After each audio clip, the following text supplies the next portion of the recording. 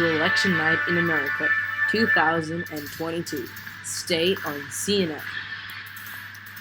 Looking at the exit polls by approval, the vast majority of Americans think President Biden is doing a good job.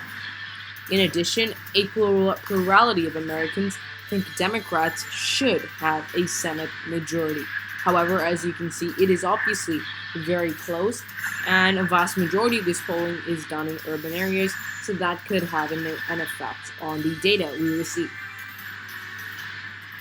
Polls are closing in 14 minutes, and let's take a look at the senators who are not running. There are 34 Democrats who will not be running for re-election this year, and 30 Republicans. 16 Democrats are up, including the Senate Majority Leader Chuck Schumer, who is also the Democratic leader, and 20 Republicans, including the number 2 Senate Republican John Thune. However, of these 20, 6 of them have announced retirement. Senator Pat Toomey of Pennsylvania, Senator Richard Burr of North Carolina, Senator Richard Shelby of Alabama, Senator Roy Blunt of Missouri, Senator Rob Portman of Ohio, and Senator Chuck Grassley of Iowa. And now it is 7 p.m. Eastern, and we have polls closing in quite a few states. In Georgia, Indiana, Kentucky, South Carolina, and Vermont. We can now make some projections. In Vermont, Senator Patrick Leahy, the president pro tempore of the Senate, the most senior Democrat, will be re-elected by a big margin over popular Governor Phil Scott, who made the mistake of entering this race. In Georgia, a major projection center, Raphael Warnock, will defeat former football player Herschel Walker to hold on to his seat in the state of Georgia. And in Indiana, Senator Todd Young is narrowly leading over Indiana Democratic Party Chair John Zodi, but we will be watching this race closely. In Kentucky, Charles Booker, the former state representative, is narrowly leading Senator Rand Paul, Republican of Kentucky. In South Carolina, Jamie Harrison, currently DNC chair, the chair of the Democratic National Committee, is narrowly leading over Senator Tim Scott, the chamber's only black Republican. Jamie Harrison, if you might remember, ran against Lindsey Graham unsuccessfully back in 2020, and this race seems even more of a daunting challenge, but it does look good for Democrats at this hour. Looking at the state of the Senate, Democrats now at 36, 2 Republicans 30, with 3 states too close to call. 51 seats are needed for a majority. Republicans need to win 21, and Democrats 14 more, because with Kamala Harris on their side, they will be able to tie-break in their favor like they're doing right now. Democrats need 14, and Republicans 21. It is now 7:30 p.m. Eastern, and we have polls closing in the battleground states of North Carolina and Ohio. And speaking of Ohio, we can project Tim Ryan, Representative Tim Ryan, defeats Ohio Governor Mike DeWine. This is a Democratic gain, and we can project the Democratic Party will win here. We can also project State Senator Jeff Jackson, after competitive primary, will defeat Pat McCrory, the unpopular former governor of North Carolina, who lost re-election to Roy Cooper back in 2016. Looking at the state of the Senate now, as you might note, the 2 states which were flips from the Republican Party to the Democrat were colored in a lighter shade. Republicans still have 30 to Democrats 38. They just need 12 more to ensure they have a majority.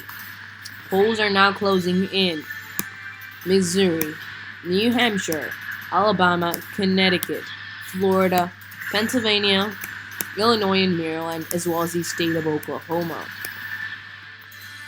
In Missouri, we can project State Treasurer Nicole Galloway, who ran unsuccessfully for the governorship. Former State Treasurer will defeat Eric Greitens, the former governor, who left under a cloud to win this Senate seat left open by the retirement of Roy Blunt, former Republican of Missouri. In Florida, Representative Val Demings will win this seat, beating incumbent Senator Marco Rubio.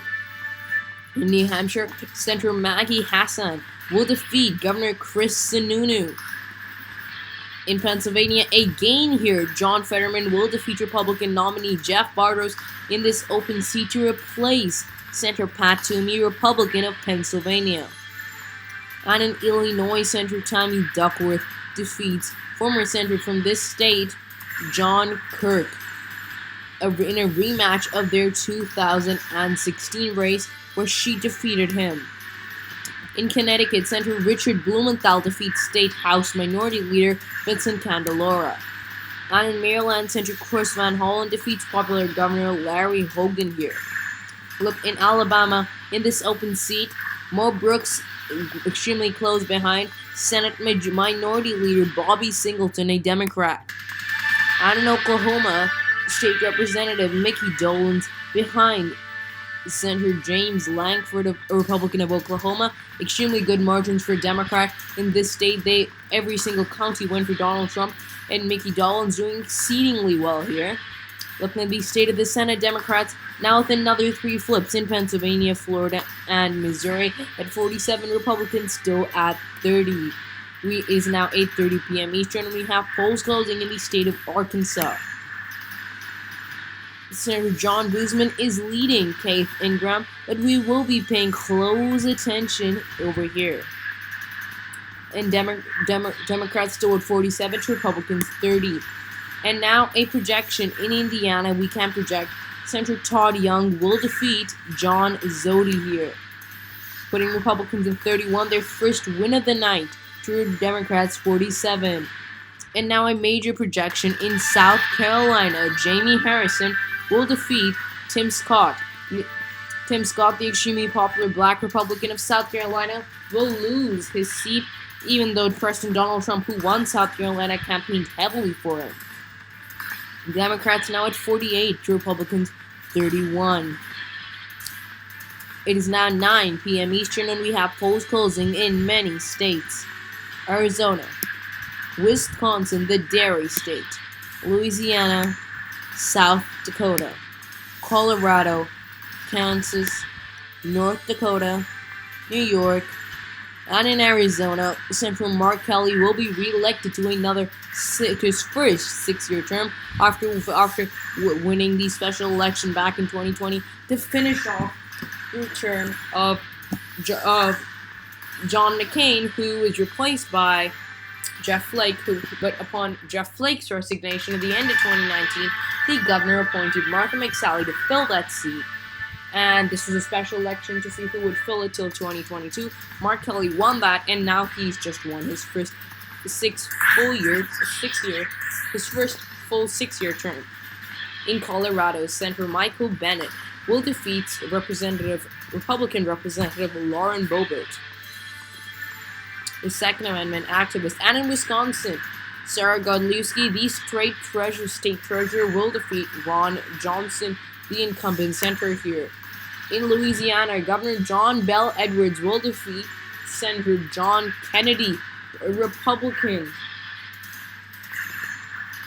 John Bel Edwards is extremely conservative Democrat, in fact. And in New York, Senate Majority Leader, as of now, and Democratic leader Senator Chuck Schumer will defeat Representative John Katko, who was redistricted out of his seat by New York Democrats. And now we can project a Democratic majority in the United States Senate. After those major projections, 5 of them, in fact, we can project we have 53 Democrats in the chamber, totaling up to 8 flips here. Big day for Democrats, as well as holding on to 2 extremely competitive seats in Arizona and Colorado. Looking at our analysis map, if Democrats win these 5 seats, we expect them to win in Hawaii, California, Nevada, Oregon, and Washington. They will be at 58. And if they do win in 2 toss-up races, Iowa and Alaska, they will hit these magic number 60, which gives them a filibuster-proof super majority. Stay tuned for the latest. Stay on CNN.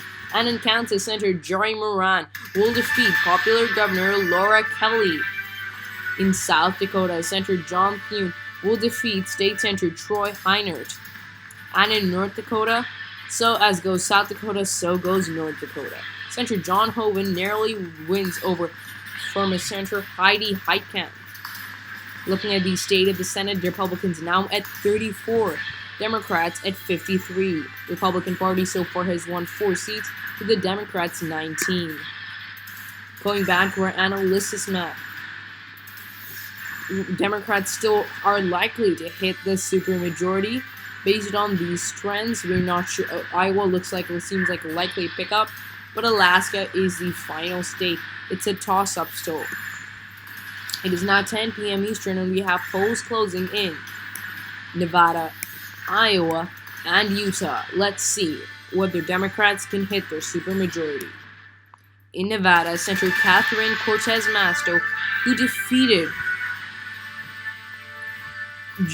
defeated Joe Hack back in 2016, defeats Mark Amodei. And in Iowa, Representative Cindy Axne, who was redistricted out of her seat by Iowa Republicans, defeats Jeff Kaufman here for this open seat of Chuck Grassley's open seat. And in Utah, Senator Mike Lee will defeat Ben McAdams, the former Utah representative, extremely conservative for the Utah's 4th congressional district, which includes most of Salt Lake City. He will win over Ben McAdams. Ben McAdams lost re-election back in 2020. Looking at the state of the Senate, Republicans now 35 to Democrats 55. It is now 11 p.m. Eastern, and we have polls closing in California, Oregon, Washington, Hawaii, and Idaho. In California, Senator Alex Padilla is re-elected over Carly Fiorina here. We can also project that Senator Jeff Merkley of Oregon will defeat Oregon's sole Republican Congressperson Cliff Pence, who ran for this race. After he was redistricted out of his seat, Oregon Democrats made all 8 seats heavily Democratic favorite, following some serious gerrymandering. And in Washington, Senator Patty Murray defeats Representative Jamie Herrera Butler to win another 6-year term in the Senate as Washington's junior senator. Senior senator.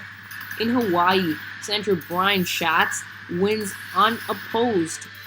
In Idaho, Senator Mike Crapo wins unopposed. And looking at the state of the Senate, Republicans now at 36 to Democrats at 59. There are 5 seats yet to be called: Oklahoma, Arkansas, Alabama, Kentucky, and in Alaska, where the polls have not yet closed. But it is now midnight Eastern. Welcome to the day after election night. Polls are now closing in Alaska. We can project a runoff election using the ranked choice voting. This will be an instant runoff between Joe Miller, the Republican nominee, and Al Gross, the Democratic Independent Libertarian nominee. Senator Lisa Murkowski, a writing candidate who identifies as a Republican, is eliminated, just barely eliminated. She and John Miller were extremely close. Al Gross at 40% to both of their about 30%. We will stay tuned on that. In Arkansas, Senator John Boozman will narrowly win re-election here. In Oklahoma, Senator James Langford also narrowly winning re-election, defeating Mickey Dolenz. And in Alabama, Mo Brooks will win, defeating State Senate Minority Leader Bobby Singleton in an extremely close race here. Looking at the state of the Senate, Republicans at 39 to Democrats at 59. Democrats already have a majority, but will they hit a magic supermajority? This is a slight glitch in Alaska. It is supposed to be gray in color because of the runoff. And in Kentucky, it is still too close to call between former state representative Charles Booker and Senator Rand Paul. But now we have some projections. In Alaska, Al Gross, independent who will caucus with the Democrats, defeats Joe Miller here. And in Kentucky, Charles Booker defeats Rand Paul. Ladies and gentlemen, we can now project a Democratic supermajority in the 118th United States Congress. Democrats are now at 61 seats, including the 3 independents: Senator Angus King of Maine, Senator Bernie Sanders of Vermont, and Senator Al Gross of Alaska. Senator-elect Al Gross. We can also project a Democratic majority in the House, and by a big margin, 265 to 170. Thank you for watching, and here are my credits. Thanks to Radiant Laser for helping me create the music, and I created this presentation using Google Slides. If you want me to share the presentation with you, then get into 100 subscribers. Thank you for watching. Please hit the subscribe button. Subscribe now. Thank you.